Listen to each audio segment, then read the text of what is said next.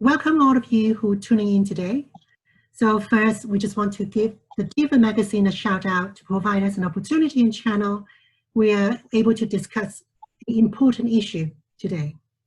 It is that the women within the LGBTQI communities, we are aware that the struggle is real. The lack of LGBTQ women plus women and other female minorities visibilities within our network is currently a big issue for many organizations. I'm sure we're not alone. So as we are celebrating Lesbian Visibility Week, let us all put our head together and explore some of the key themes on where are the women. So on the panel today, we have all the ladies are part of our Interbank LGBT Forum network, and we all have been taking progressive steps as a group and also within our own firm to tackle this issue. I'm start off with introducing myself. My name is Roxana and I work for Bloomberg.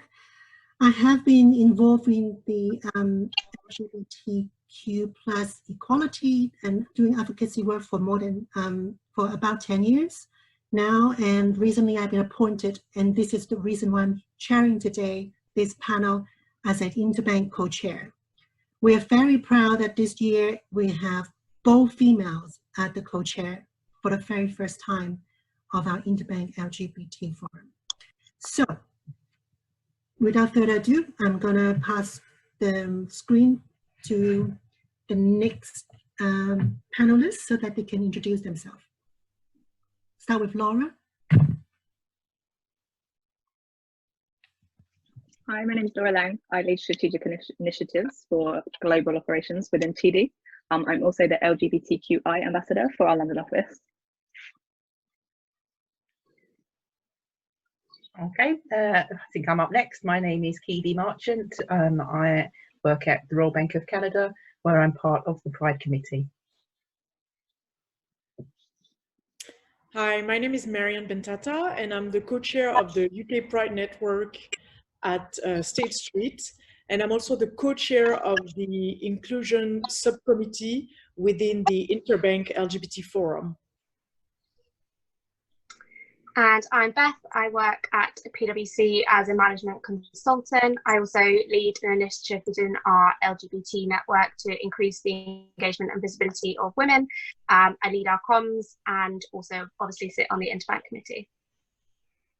Great. So Beth, while you're here, so let's start with you. Can you tell me why it is important to engage women and minorities in our networks? Of course.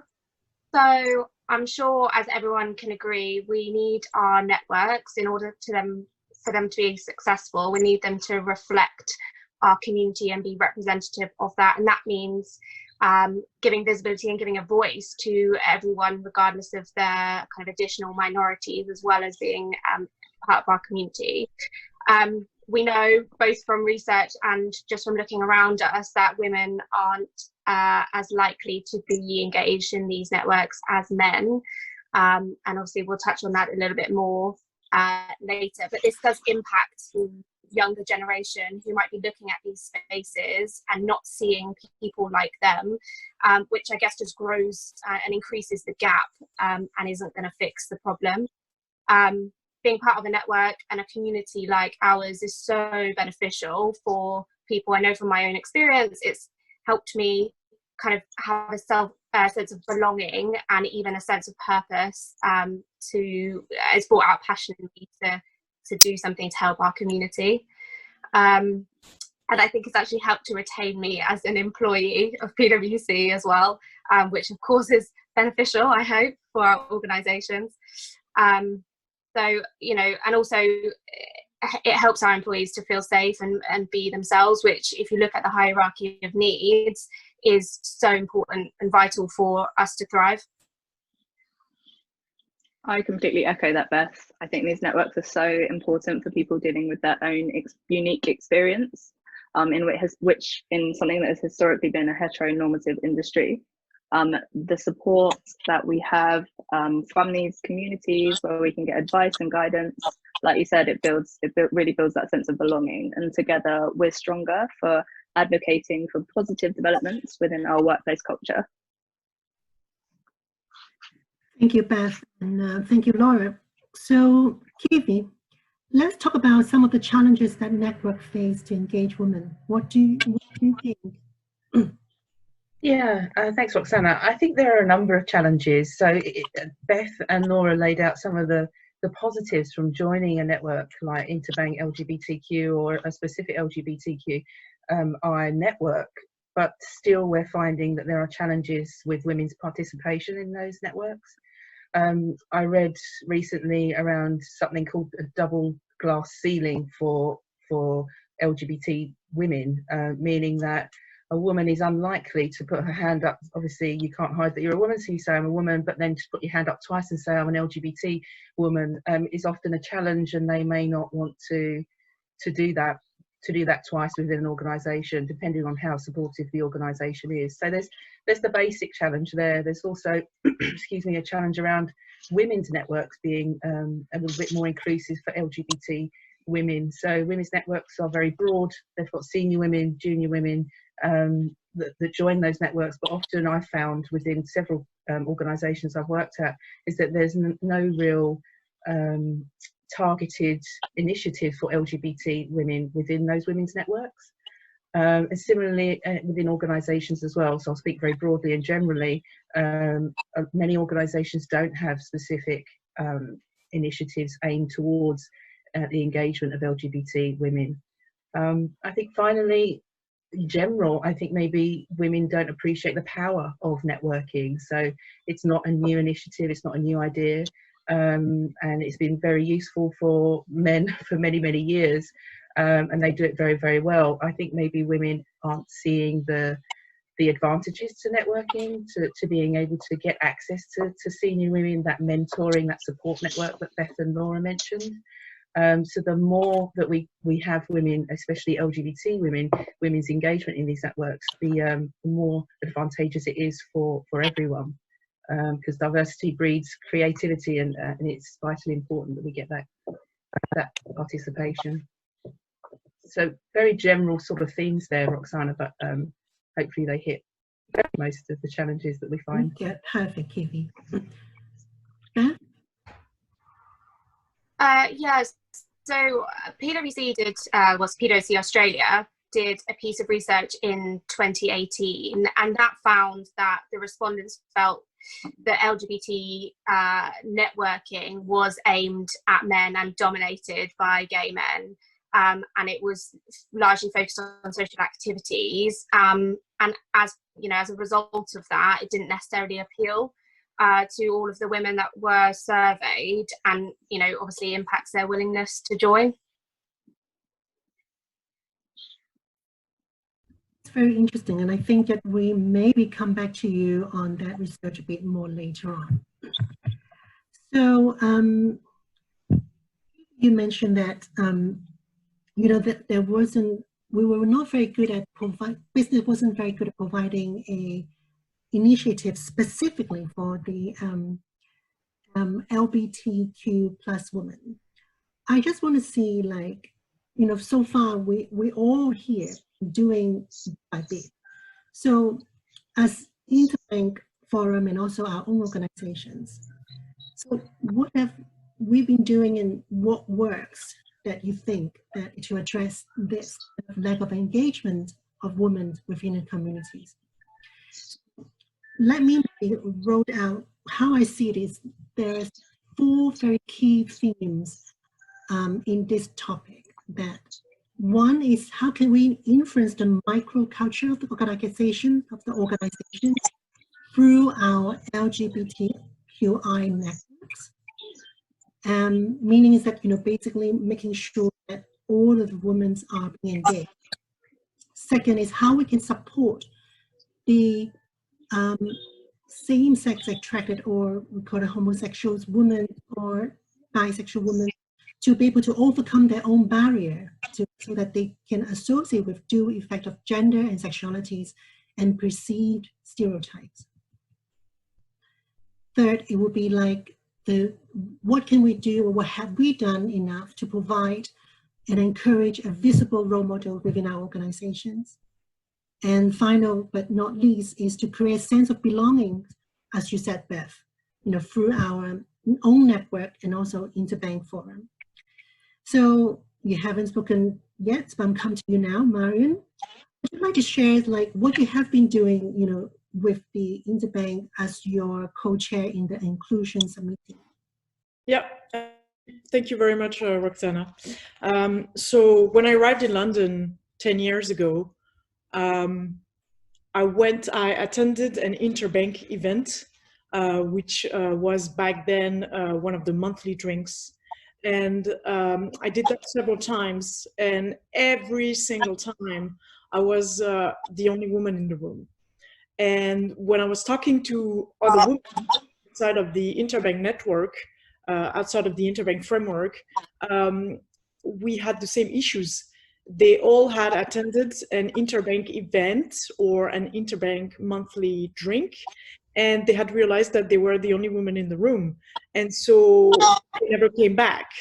And so I started realizing that it was an issue, because not only within the network of LGBT networks for financial services firms in London, we had this issue, but we also had this issue within our own LGBT network. So in my respective firms, at first at SocGen and then at State Street. When I joined State Street 6 years ago, they had no female whatsoever on their LGBT network. It was a network which was quite heavily white, gay male dominated. And so I took it upon myself to kind of change the trend, because not only was it an issue for me, but it was an issue for a lot of women. So what we decided to do at Interbank, and I think Interbank is quite a powerful network in order to build a critical mass, which I think is quite key for LGBT women, is that we started by setting up a subcommittee of the network entirely dedicated to increase the level of inclusion within the network. And one of the first initiatives that we launched in the framework of this subcommittee is to launch a survey in order to understand what were the needs of LGBTQ women. And I think that sometimes we struggle to get answers, but I think that a lot of organizations are trying to push out surveys in order to understand how to attract more women to those networks. And basically what came out of the survey is that, once again, a lot of women were coming to the events or were coming to the drinks and they were the only woman in the room, or they didn't feel like the events we were organizing back then catered for their needs. They felt like drinks at night were not necessarily something that appealed to them. So what we did after we analyzed the results of this survey is that we decided to have some visible hosts at our monthly drinks who would predominantly be females in order to welcome LGBTQ women and make them feel welcome and make them feel like they were in a safe space. We also decided to put together female-focused events, such as empowerment workshops or talks dedicated to specific female issues. We also started very recently to organize monthly luncheons dedicated to LGBTQ women. And I must say that it attracted a bigger number than I thought we would attract, just by virtue of the fact that it's a very niche thing, but at the same time, this is something that hasn't been done in a while. And I think it's quite easy to organize lunches, either based in Canary Wharf or in the city, in order to make sure that females can network as well as, you know, their male counterparts. And last but not least, we started organizing separate drinks just to make sure that the women within our networks have a safe space to go to if they want to network on a regular basis in the exact same way that men do. Hey Marion, it's Keavy. I completely agree. So I recently attended a few of the luncheons for the Interbank Women. I thought they were fantastic, and you're right, the participation was very, very high. I think what I liked about it is that they're in sort of networking in bite-sized chunks. So you turn up to the lunch, you've obviously often got 20-25 minutes to eat your lunch, meet a few people, and then you leave. And I think even those bite-sized chunks will increase participation further, because once you've met one or two LGBT women in the Interbank network, you're more than likely to come back and attend another event. So I think it's a great success that I've seen over the last few weeks. Absolutely. Thank you. Absolutely. So very good job there, Marion. And I'm sure that Interbank, all of us will continue to do so. So for whoever that interested, please reach out to any of them. So Beth, remember I talked about that, I want to come back to you on your research. Would you tell us a little bit more in detail exactly, what was the outcome there? Yeah, so we, I guess the 5 kind of key themes that came out of it are similar to the points that you raised earlier, Roxana. So making sure that women have role models that are visible and available to them, making sure that the LGBTQI network is a safe space and they have that sense of belonging in there, looking at the macro and micro culture. So of course, all of our organisations are good at the macro stuff. We do have our senior leaders tell us that they support gay marriage and all things like that. We've got networks and we support Pride. But it's the microculture that really makes someone feel safe or not safe and able to be themselves. So if you're looking at, your corporate policy is great and we're supporting Pride, but the person next to you at the coffee machine is mocking someone who's gay, you're not going to feel able to be out and be yourself. And that is doubled, as Keavy said, if you're a woman and gay. Yeah, so also looking at the dual effect of sexuality and gender, as we've already discussed, and how the majority of the respondents did feel that resonated with them in the sense that they were looking at this scene. And also, interestingly, the impact of perceived stereotype. So the whole, oh, but you don't look gay, which I'm sure a lot of us will recognise. I know I certainly do. And it does make it more difficult to have that conversation in a workplace, because it starts to become quite inappropriate quite quickly, or it can, not always, when you start bringing someone's appearance into it, and it just feels uncomfortable to have that conversation. And so networks such as Interbank and ones within our own organisations play a really key role in breaking down those barriers by perceived stereotypes. Okay, so I remember, like one of the key themes that we touched upon about visibility of role model, and also especially on the senior member and director level. So that's why I'm coming to you now, Laura. So can you share a bit of your own experience on how you feel being a visible role model at your firm? How does that make you feel, and what is the benefit? And if any interested point, please do share. Sure. So since taking on the role of ambassador within my organisation, I've seen the value in just being comfortable with my own identity. It encourages others to be their true selves in the workplace, and aside from that, it kind of empowers them to stand up themselves as role models. One of the big things is our company leaders. They have a huge role to play in being role models for allyship. They work with us really closely to support and promote all our LGBT events, and I think that's so important across the industry for senior leaders to be a part of that. Great. So you'd also talk about like what you have been doing on your neck. Is anything planning to do for the upcoming year? Yes. So I'm reasonably new to my role, but our focus now is working with the D&I team to inspire colleagues to bring their whole selves to work. We're encouraging a culture of acceptance, open-mindedness and inclusivity throughout the workplace. And we're going to do that by education, normalization and positive promotion of the LGBTQI community. That's really our plan for the coming months. And we're going to do that virtually, given the current circumstances. So that's all going ahead right now. So we wish you all the success. So same question for the rest of the panelists. Marion, maybe you can share a bit of your firm initiative on the coming year. Yes, absolutely. So State Street is one of the headline sponsors for Lesbian Visibility Week this week. And I think, you know, historically, State Street have been very supportive and very good at championing the cause of LGBTQ women. I know that I've been quite active when it comes to organizing events dedicating to LGBTQ women. So for example, 3 years ago, we organized an event called the Double Glass Ceiling, where are all the women. Then we organized a few book launches around the stories of lesbian and bisexual women coming out.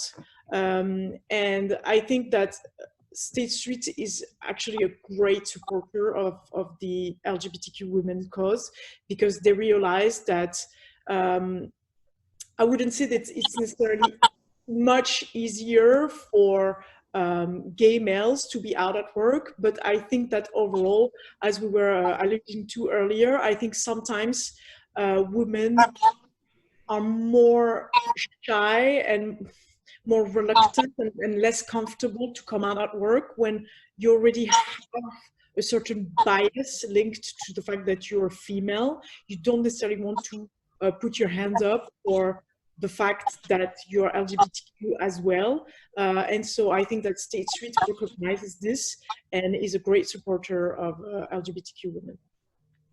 Good. Keavy, do you have any? Hey, Roxana. Yeah, so I mean, I'm fairly new to the Pride Committee at RBC, so I hope that I was approached to join because I can bring some new ideas in terms of LGBTQ women. I will continue to push that agenda within RBC, and also going forward be more involved in the Interbank Women's Network as well. That's very good to hear. And Beth, not least. Yeah. So I think we've done some really good work already, and so it'd be worth sharing kind of what has worked. And so one of the things that did come out of the research is the importance of dedicating a lead within an organisation for looking at this cause, and at the moment that's me. And we've created a safe space for women within our network, and just by something so simple as a WhatsApp group, which started off less than 10 members, probably half of them were allies, and we didn't, you know, it took us a little while, but we've now got 55 members across our WhatsApp and women's subcommittee, which is amazing. And all we do on that WhatsApp is talk about events that might be coming up, things of interest. We support each other, celebrate successes. We do fashion Fridays, you know, how gay can you be today, that kind of thing. And it's just a little bit of fun, and it's really built some friendships and a connection, and again, that sense of belonging. And we've covered things that have been troubling people and whatnot. And again, coming back to that support. And over and above that, we've connected our role models who are throughout our global network to our people in the UK, because as in the UK we look up, we didn't see any role models at that point. So we've connected with partners in the US, partners in the Netherlands and Australia. And actually in the process of doing that, we've actually had some directors kind of come out of the woodwork almost in the UK. So we've got that senior presence now, which is amazing. And they're kind of willing to step up and be visible. And the feedback we've had from that has been great as well. And that's, I think, something worth noting is even before COVID, all of our stuff was virtual, because we recognised that everyone was across the UK. And when you're looking at a minority, they're going to be spread out. They're not all in one go. All in one place, sorry. And that's really been helpful, and it's allowed us to connect with the US. So there's now between 150 and 200 of us in PwC, just in 2 countries, that are connected. We're about to do an event for Lesbian Visibility Day, which is just internal focused, and just to connect those 2 groups. Just a bit fun, really. And then I think the last thing I will say on that is that I'm in a fortunate position being the comms lead as well for our network. So I'm in prime position to make sure that all of our campaigns, which again are virtual because they're on our internal and external social media, are representative of women and other minorities, and that we're being visible and kind of putting ourselves out there to encourage others to do the same. Thank you. So there you have it, right? We noticed that, and also acknowledge that tackling and promoting women visibilities for organizations, there is a challenge, and we acknowledge that. But for the business owner, we do want you to see that here is a very good example of what benefit you can bring of providing the resources for all of these employees in your organization to initiate and create their own initiative to promote women's visibility in your own network. So the benefit, very clear, is retention and also talent recruitment. For women that's still in closet in organization, thinking, I'm not quite sure what to do, now you can hear and see that we have very solid and successful network called Interbank here, and we are here for helping you, and also we also provide a safe way for you to network with other business women in business. We do notice that we know that there is a double glass ceiling, but it's not that we don't see a light. We could see that as long as we all work together and create more initiative and bring the initiative to the business and break the barrier, we will be able to do it. Slowly, but we can do it. So first of all, I do want to go back to Beth said that it's all about hierarchies of needs, right? So if you have an employee that can be authentic at a workplace, and naturally their productivity is increased. So there you go. So thank you so much for all the panelists, willing to spare your time on a Sunday, sunny outside, and we're all sitting here to share our viewpoints. And I do hope all the listener and watcher enjoy the podcast, this video. And thank you, DIVA, again, to allow us to express our points. So I hope we talk to you soon. Thank you, Roxana. Thank you all. Thank you. Thanks a lot.